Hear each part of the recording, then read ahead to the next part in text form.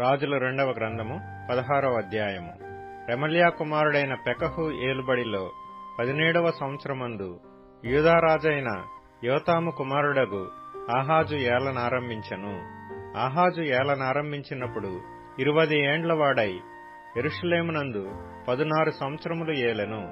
తన పితరుడగు దావీదు తన దేవుడైన యెహోవా దృష్టికి నీతిగా ప్రవర్తించినట్లు అతడు ప్రవర్తింపక ఇశ్రాయేలు రాజులు ప్రవర్తించినట్లు ప్రవర్తించెను.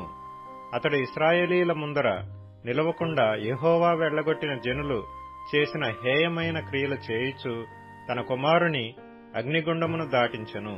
మరియు అతడు ఉన్నత స్థలములలోనూ కొండ మీదను సమస్తమైన పచ్చని వృక్షముల క్రిందను బలులు అర్పించుచు ధూపము వేయుచూ వచ్చెను.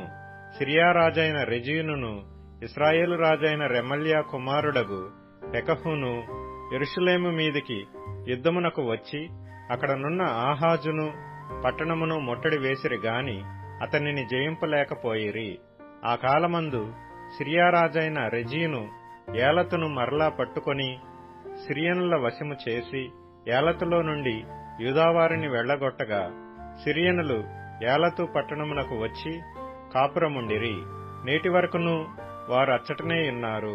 ఇట్లుండగా ఆహాజు యెహోవా మందిర సంబంధమైనట్టియు రాజనగరు సంబంధమైనట్టియు సామగ్రులలో కనబడిన వెండి బంగారములను తీసుకొని అష్షూరు రాజునకు కానుకగా పంపి, నేను నీ దాసుడును నీ కుమారుడనై ఉన్నాను గనుక నీవు వచ్చి నా మీదకి లేచిన సిరియారాజు చేతిలో నుండియు ఇశ్రాయేలు రాజు చేతిలో నుండియు నన్ను రక్షింపవలనని అష్షూరు రాజైన తిగ్లత్పిలేసరు నొద్దకు దూతలను అంపగా అష్షూరు రాజు అతని మాట అంగీకరించి దమస్కు పట్టణము మీదికి వచ్చి దాని పట్టుకొని రెజీనును హతము చేసి ఆ జనులను కీరు పట్టణమునకు చెరదీసుకొని పోయెను. రాజైన ఆహాజు అష్షూరు రాజైన తిగ్లత్పిలేసరును కలుసుకొనుటకై దమస్కు పట్టణమునకు వచ్చి దమస్కు పట్టణమందు ఒక బలిపీఠమును చూచి దాని పోలికను మచ్చును దాని పని విధమంతయును యాజకుడైన ఊరియాకు పంపెను.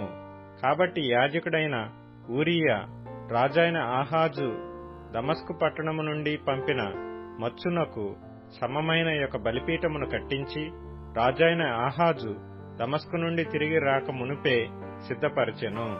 అంతట రాజు దమస్కు నుండి వచ్చి బలిపీఠమును చూచి ఆ బలిపీఠమునొద్దకు వచ్చి దాని ఎక్కి దహన బలిని నైవేద్యమును అర్పించి పానార్పణము చేసి తాను అర్పించిన సమాధాన బలి పశువుల రక్తమును దాని మీద ప్రోక్షించెను.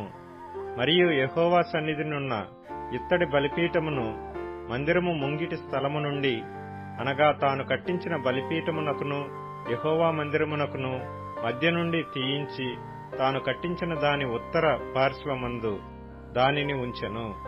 అప్పుడు రాజైన ఆహాజు యాజకుడైన ఊరియాకు ఆజ్ఞాపించినదేమనగా, ఈ పెద్ద బలిపీఠము మీద ఉదయము అర్పించు దహన బలులను సాయంత్రమున అర్పించు నైవేద్యములను రాజు చేయు దహనబలి నైవేద్యములను దేశపు జనులందరూ అర్పించు దహనబలి నైవేద్యములను పానార్పణములను దహించి ఏ దహనబలి జరిగినను ఏ బలి జరిగినను వాటి పశువుల రక్తమును దానిమీదనే ప్రోక్షింపవలెను.